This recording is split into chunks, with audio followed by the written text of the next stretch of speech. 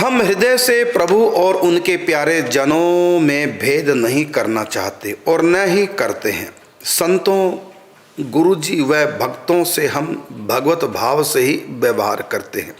क्या यह हमारे मन में सांसारिक आसक्ति मानी जाएगी? इसका उत्तर श्रीमद् भागवत के 30 स्कंद में कपिल भगवान देवहूति माता के माध्यम से रखते हैं। इसका उत्तर वो ये, भगवान कपिल ने कहा कि प्रसंगम अजरम पासम आत्मनः कवियो विदुः स एव साधुषु कृतो मोक्ष द्वारम अपावृतम। इस श्लोक का अर्थ है, इसमें आपके प्रश्न का उत्तर छिपा है। वह है कि जो आसक्ति है, अटैचमेंट, वो क्या है? तो प्रसंगम अजरम पासम, ये संग कहते हैं संस्कृत में आसक्ति को, और प्रसंग का मतलब विशेष आसक्ति। ये क्या है विशेष आसक्ति? क्योंकि हल्की फुल्की आसक्ति सत्संग कथाओं से हट जाती है, हल्के फुल्के सत्संग कथाओं से। लेकिन जो विशेष आसक्ति हो जाए तो कई बार नहीं हटती, सत्संग सुन के भी नहीं हट पाती। वो फिर जब जूते पड़ेंगे, सिंपल सी भाषा में कहूँ, तभी वहाँ से बन हटता है।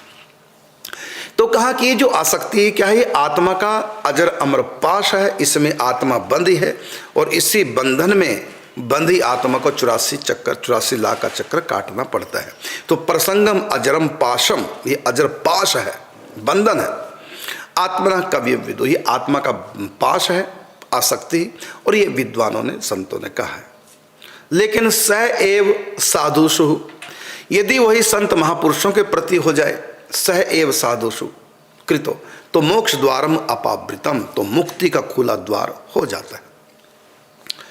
और इसका लाभ क्या होगा? संतों में आसक्ति होगी तो बार बार संतों के पास आओगे, और संतों के पास आओगे तो संत क्या देंगे? वही देंगे जो उनके पास। उनके पास क्या है? उनके पास है ज्ञान, वैराग्य, भक्ति। ये सब बार बार आप सत्संग कथाएं सुनेंगे, उनसे बार बार आते रहेंगे, बार बार सत्संग कथाएं सुनते रहेंगे। और मैंने देखा कि वृंदावन में लोग आते हैं दर्शन करने के लिए, और ऐसे लोगों को भी मैं देखता हूँ कि दर्शन तो एक बार कर लिए और उनको लगा कि बस अब आने की आवश्यकता नहीं, लेकिन फिर भी वो आते हैं वृंदावन बार बार। किस लिए? यहाँ संतों के प्रति उनके मन में श्रद्धा है, विश्वास है, प्रेम है, निष्ठ है। तो उन संतों के कारण से बार बार आते हैं, मिलते हैं। तो होता क्या कि संतों से बार बार मिलेंगे, उनके मुख से कथा सत्संग प्रवचन सुनने को मिलेगा। और जब बार बार कथा सत्संग सुनेंगे तो कहा कि बिन सत्संग न हरि कथा, तेहि बिन मोह नहीं भाग, और मोह गए बिन राम पद होहि न दृढ़ अनुराग। तो संतों के प्रति आसक्ति का फल ये है कि संतों के प्रति जो आसक्ति है वही कन्वर्ट हो जाएगी भगवत आसक्ति के रूप में, पराभक्ति के रूप में। ये लाभ है, कपिल भगवान कहते हैं।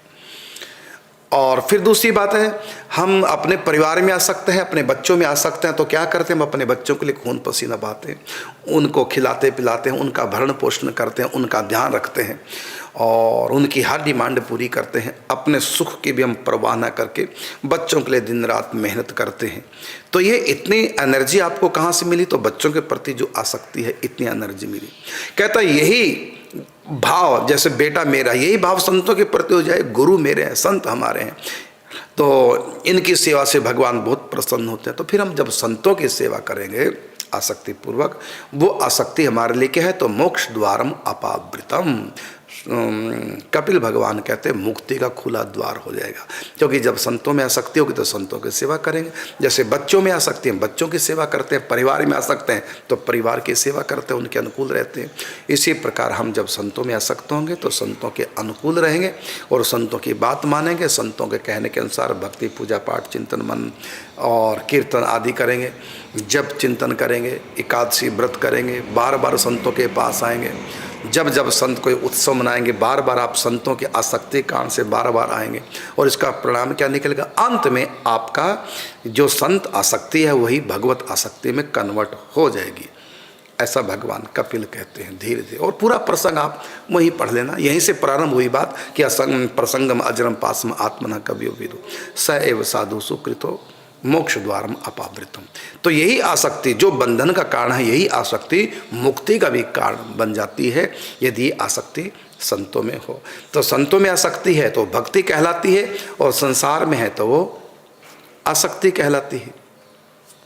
और संतों में हो जाए तो वो अनुराग कहलाता है, और संसार में हो जाए तो राग कहलाता है। संतों के प्रति हो जाए वो उपासना कहलाती है, और यही संसार के प्रति हो जाए तो वासना बन जाती है। इस प्रकार से ये आसक्ति जो बंधन का कारण है, यही कहीं संत महापुरुषों में हो जाए, भक्तों में हो जाए, और उनके प्रति हमारा वही सेवा भाव जगे, निष्ठा जगे, तो ये मुक्ति का खुला द्वार हो जाता है।